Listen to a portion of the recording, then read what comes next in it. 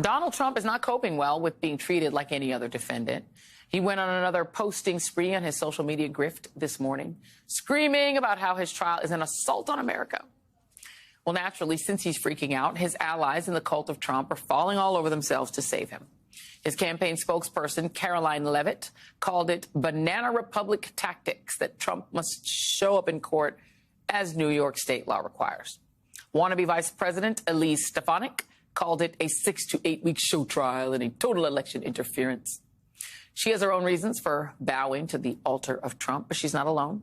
The Daily Beast interviewed 20 Republican lawmakers, and only one had any issue with the prospective Republican nominee possibly being a convicted felon. The one, of course, being Mitt Romney. For his part, another wannabe Trump VP, Florida Congressman Byron Donalds, went on Newsmax with a message for prospective jurors. My plea is to the people of Manhattan that may sit on this trial. Please do the right thing for this country. Everybody's allowed to have their political viewpoints, but the law is supposed to be blind and no respecter of persons. This is a trash case. There is no crime here. And if there is any potential for a verdict, they should vote not guilty. In addition to his allies in Congress, right-wing media is providing Trump the self-soothing that he needs. Sports commentator turned right-wing political commentator Clay Travis called for Trump supporters in New York City to try to get seated on the jury and then refuse to convict. As Congressman Eric Swalwell and many others pointed out, that is openly encouraging jury tampering. But while Donald Trump is suffering through actually being told what to do for the first time in his life ever, he did at least get a little ego stroking today. A prospective juror said he was a big fan of The Apprentice while in middle school. Joining me now is Tony Schwartz, CEO of the Energy Project. He is the man who co-authored The Art of the Deal with Donald Trump. Tony, thank you for being here. How do you think Donald Trump is reacting to this lack of being treated as a special boy? He's having to be treated like a normal person. How do you think he's reacting to that? In the way that you're observing, I think he's really agitated by it. I think it's such a rare moment for him, as you say, to be held in any way accountable and to be at someone else's mercy, that I think it's incredibly hard for him. And I think for all his powers of denial and numbing out and ways of avoiding feeling whatever it is he's feeling other than rage, I think he is deeply worried about the worst case scenario here. And the worst case scenario could very easily happen. And of course, that's a conviction. Even more than that would be that he got jail time. I find that hard to imagine, but yeah, it certainly could happen. I think that really, Joy, to me, the essence of this is how crazy what's happening is. I mean, we have a guy with dozens of felony charges against him in 4 or 5 cases. The evidence, I'm all for putting it before a jury, but the evidence in every one of those cases is so overwhelming. We're not talking about whether or not this guy should be convicted. We're talking about whether or not this guy should be running for president. That should not even be a possibility. And it shouldn't be a possibility based simply on character. We can't have people like this running for dog catcher, much less to be president of the United States. Well, do you think that there was a juror she got dismissed, but she came out and she said, oh, well, being in the same room with him, it was sort of demystifying. It was, she realized he's just a regular guy. In a sense, do you think that might be the coming down to earth that is needed, that those 12 jurors and those alternates will actually see Trump for what he is, a cheater who cheated on his wife with multiple women, who did gross things and, lied about it in order to win an election, and that actually might be, in a sense, its own kind of healing? I mean, it could be. And I think the most demystifying thing may have already happened, which is he fell asleep in the court. And that's not the sign of a amazing human being. That's a sign of an old man who can't keep his eyes open. And Yeah. I say that as an old man. So, but here I am. So, yeah, I do think it can be demystifying, but let's be clear. This election is going to come down to several 20, 50, 75,000 people in 4 or 5 states. Yeah. And those people are the only one practically whose opinion matters. Do I think those people are likely to find it off-putting if he is convicted of a crime? I do. Yeah. I do think if he is convicted that he will lose support, and he cannot afford to lose any support right now. This is an incredibly equally divided country. It's miraculous to me that it is equally divided because it makes no sense, that 50%, but that's the way it is. Yeah. And I guess on the flip side of it, knowing him, the level of rage that he will feel if he manages to get back into the White House, one would imagine that any of those jurors whose names his lawyers have, the judge, the prosecutors, anyone who's participated in prosecuting him, I think we can all anticipate what he'll do, right? Yeah, I mean, I think you've hit on something absolutely central. Listen, it's not that he's going to feel rage. This is a man who lives in a boiling pot of rage 100% of his waking life. And he's almost always awake because he can't sleep. Yeah. So the rage that he feels, he's already made very clear what's going to come out of it, which is he is going to do everything on this God's earth that he's capable of doing to ensure that he is the sole power, that he is a dictator. Yeah. His heroes are Putin and Mussolini. I'm loath to say Hitler, but the reality is Trump will go after his enemies. He will do that with jurors if they convict him. He will do that with politicians. He will do that with people in the media. And I strongly suspect he'll do it with me. I've already said publicly that I'm leaving the country if Trump is reelected. And I don't say that in some half-assed way. I say it because I really genuinely believe that I, like so many people, are endangered physically by his reelection if that happens. I think you are not off base in believing that. Tony Schwartz, and you would know, as you know him. Thank you very much. I appreciate you, Tony. Thank you. But we begin tonight at the end of the second day of jury selection in the criminal trial of former President Donald Trump. 7 jurors have been selected so far: a salesman, an oncology nurse, 2 attorneys, an IT consultant, a teacher, and a software engineer. 11 more are needed. That includes 6 alternates. Inside the courtroom, Donald Trump again appeared deep in contemplation at times, or perhaps slumber, with his eyes closed and his tiny mouth pursed. But outside the courtroom, the defendant attempted to try his case using his alternative facts. I was paying a lawyer and marked it down as a legal expense. Some accountant, I didn't know, marked it down as a legal expense. That's exactly what it was. And you get indicted over that? A legal expense. It's called legal expense. That's what you're supposed to call it. A legal expense, a legal expense. It's almost like Trump wants to ignore every single bit of context that was going on at the time. So let's just take a moment to just remember what these so-called legal expenses were all about, namely attempts to quash stories about his extramarital dalliances with women ahead of the 2016 election so as not to hurt his chances with voters. Don't take it from me. The Manhattan DA's office laid out the entire narrative in their filing at the time of Trump's indictment.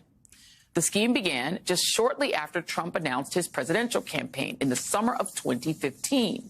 Not 2 months later, he was meeting at Trump Tower with his then personal lawyer, Michael Cohen, who was given a campaign email, no less, and then National Enquirer publisher David Pecker, to enter into a catch-and-kill scheme where Pecker would help flag and suppress negative stories, particularly stories involving women, from going public for the sole purpose of helping Trump's campaign. That is precisely what happened 5 months before the 2016 election, when Pecker's company, AMI, paid Playboy model Karen McDougal $150,000 to keep her from speaking out about her alleged 9-month affair with Trump. which overlapped the birth of his fifth child by his third wife. In a 2018 non-prosecution agreement, AMI admitted they did it so McDougal did not publicize damaging allegations about Trump, quote, before the 2016 presidential election and thereby influence that election.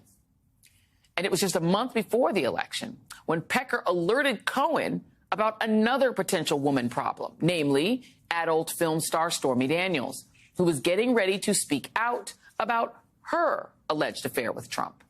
And in case you forgot, which is hard to do, that was at the exact time when the infamous Access Hollywood tape was released with Trump's claims of being able to grab women by the you-know-where. And it may be even harder to remember, given Trump's spell over of the Republican Party today. But Republicans, including some evangelical leaders, actually began running from Trump as a result of that tape, if ever so briefly. And that brings us to why it was so important at the time that Daniel's story not come out, and why Cohen paid her $130,000 out of his own pocket after obtaining a HELOC loan under false pretenses, which led to the false entries in Trump's business records to hide the fact that Trump was reimbursing Cohen, including from the Oval Office in 2017, for that reason. For those expenses, Cohen was indicted for making a false statement to a federally insured bank, as well as for 2 campaign finance violations. And in his plea, he said he did so in coordination with and at the direction of a candidate for federal office, a.k.a. individual number 1, a.k.a. Donald Trump. So no, Donald, those were not just legal expenses. And while you can continue to make such claims outside of court, once a jury is chosen, they will hear and see the evidence for what it is. And none of your rants in front of the cameras or late-night social media posts will change those very real facts. Joining me now is Suzanne Craig, investigative reporter for the New York Times and MSNBC contributor who was in the courthouse today. Barbara McQuade, former U.S. attorney, professor at the University of Michigan Law School, and an MSNBC legal analyst. And Tim O'Brien, senior executive editor of Bloomberg Opinion, and also an MSNBC political analyst. Thank you all for being here. Suzanne, I do want to start with you. The salesman, the oncology nurse, the attorney, the IT consultant, the teacher, the software engineer, the attorney. Is this selection going about at the pace that you would have expected, just having observed other trials? Well, if you'd asked me this morning, I would have said no. We started the morning, and they were going through the questionnaires, and it was going slowly only because there's 42 questions. And then we break for lunch, and it was very much, the morning session was very much like you'd imagine jury selection to be. I've sat through a number of trials. They go through the questions. We hear people what they like to watch on TV, what they like to read. Do they have a dog? And in this, Trump's case, they're asked if they go to a Trump rally. It was long, but it was moving apace. And then we broke for lunch, and we came back, and immediately Donald Trump's side came in and said they had multiple objections to some of the jurors, and they had been scrubbing them at lunch. Although we don't know who their names are, Donald Trump and his team are given the names as well as the government is. And they had found what they said were very troubling things on some of their social media. And they let me stop you there, because I just want to read some of them, because we've been seeing the notes going back and forth from those of you who've been in the courtroom. And I'm just going to read some of these. Some of them are jokes that were on people's social media posts. One of them was Republicans projected to pick up 70 seats in prison. There was one that was described, showed a character from The Simpsons with Trump's head in its hands. Another showed a photo of Trump and former President Barack Obama with a comment as related by the judge. It suggested it was not what orange is the new black meant. The third had an Avengers Unite Against Trump theme. And then there was one that said Trump invites the Thai boys. These were the Thai boys who died in a mining accident to the White House, and the boys requested to return to their cave. So basically Trump was flagging things that to him looked like anti-Trump social media. Go ahead. Right. And if I was him, I'd be flagging it too. I totally got it. And there was some that were more serious than other. There was a woman who, I think she was a teacher, who lived on the Upper West Side, and they had found a video on her social media that she had taken, and it was looked like people celebrating Trump's loss in 2020.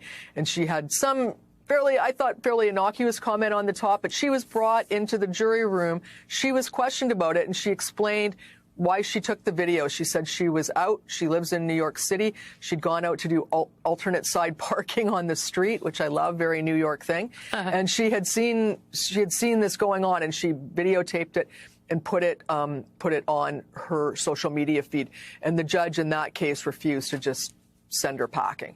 So there was a mixed bag, but then all of a sudden around 2:33, we started to get what was looking like a jury together. They got 7 people that they agreed on by the end of the day, and the judge feels that if it keeps going at this pace, we have two more days. The court's dark tomorrow, 2 more days, but we could be in opening arguments Monday morning.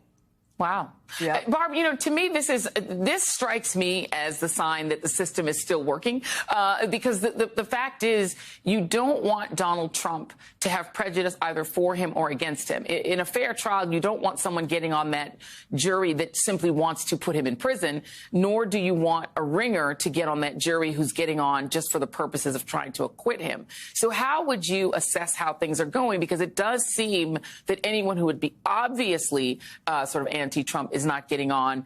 How much do you think we should also worry about somebody trying to get on the jury to help him? Having a fair jury is very important, Joy. It's also important that there be the appearance of a fair jury, because we want, at the end of the day, whatever the outcome to be here, that people felt confident in the system and that these people were fair-minded. They didn't have a bias in favor or against the defense. They gave both sides a fair shake. The fact that they were able to agree on 7 jurors already by day 2 is really pretty remarkable to me. I think I give a good bit of credit to Judge Mershon here, because he asked the jurors kind of in a blanket way about whether they had biases against Donald Trump individually or collectively, and now they're going in and asking some individual questions. I think the social media scrubbing is absolutely appropriate. People may say they can be fair, but if they have a presence on social media that have said other things, there's nothing wrong with that. People have a right to engage in political activity and say what they want on social media. It just might mean that they're not suitable for this case. Even if they think they can be fair, it might create an appearance of unfairness. Now, your question is, could somebody sort of secretly have a strong bias either for or against Donald Trump and sort of secretly get on this jury? Yeah. I mean, at some point, jurors are sworn to tell the truth in answer to these questions. They are asked a number of questions. The lawyers are looking not just at what they say, but how they say it, their mannerisms, their body language, and a number of things. But I suppose if somebody were really determined to get on this jury and had no digital paper trail of having said things strongly for or against Donald Trump, I suppose there's a possibility that somebody could sneak on.